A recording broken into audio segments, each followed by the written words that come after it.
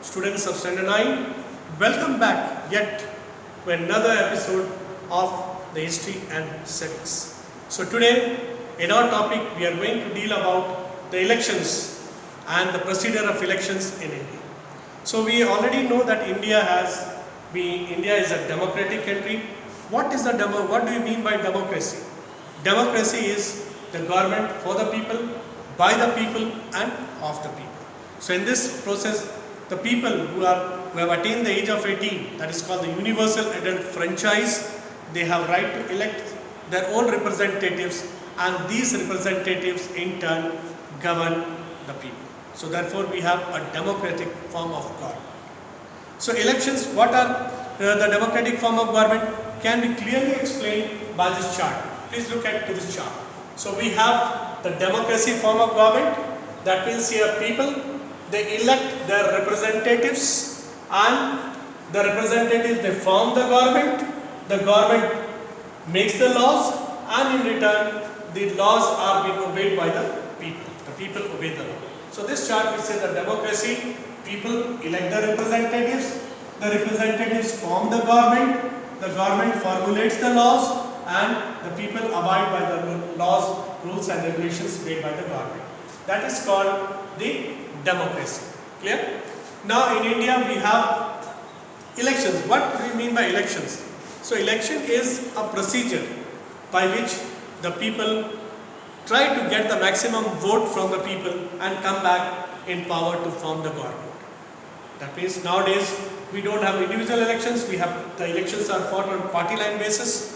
The main aim of these political parties is to get the maximum vote and come in power. That is the aim of elections. Okay? So therefore the elections are fought modern elections are fought on party line basis.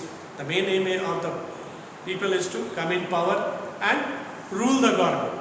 That is called elections. Thereby they have different ways of motivating the people so that they get the maximum vote and come to the power. That is called the elections. Now elections in India, there are two types. We have the direct elections and indirect elections. Now what are direct elections? So direct elections are, we call it the parliamentary elections, the elections to the member of the parliament, election to the member of legislative assembly in the state. So they are there, the people directly elect their leaders among the different parties, and the parties which gets the maximum majority, they form the government, and among them they elect the Prime Minister or Chief Minister as the case may be. The Prime Minister in case of the Lok Sabha, the central, and the Chief Minister in case of the state. That is called the direct elections.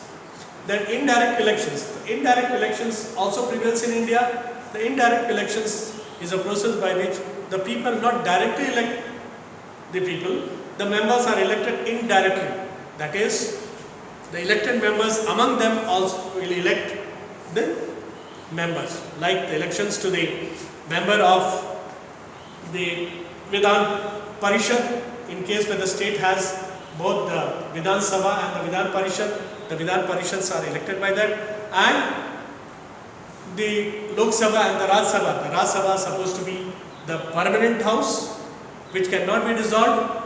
So there are 250 members in the Raj Sabha, out of which 238 are elected and 12 are nominated by the President of India, people belonging to the different experts in different social science, arts, literature, music, film, and depending upon that 12 are nominated by the President of India. So in this time the elections are held, that is indirectly. That means the office of the President and the Vice President of India is also indirectly elected.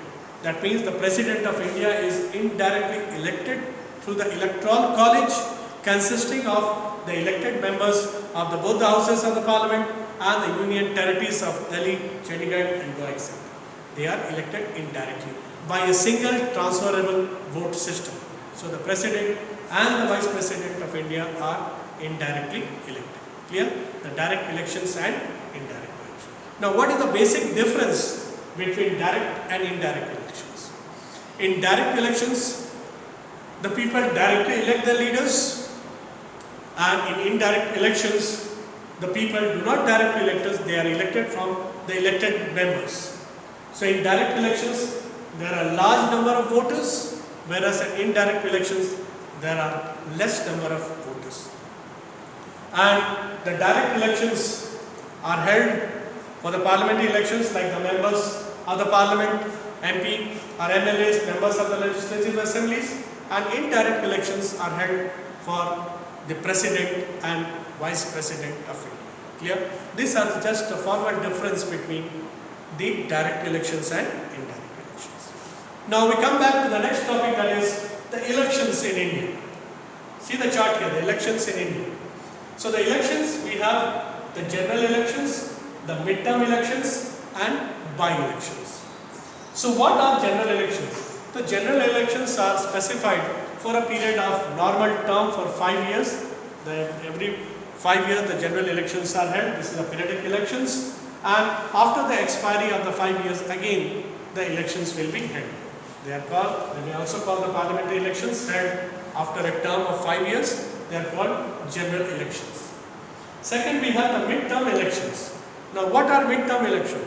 Midterm elections generally means the elected house, the elected government is not in a position to run the government, or it falls down before the completion of its term of 5 years.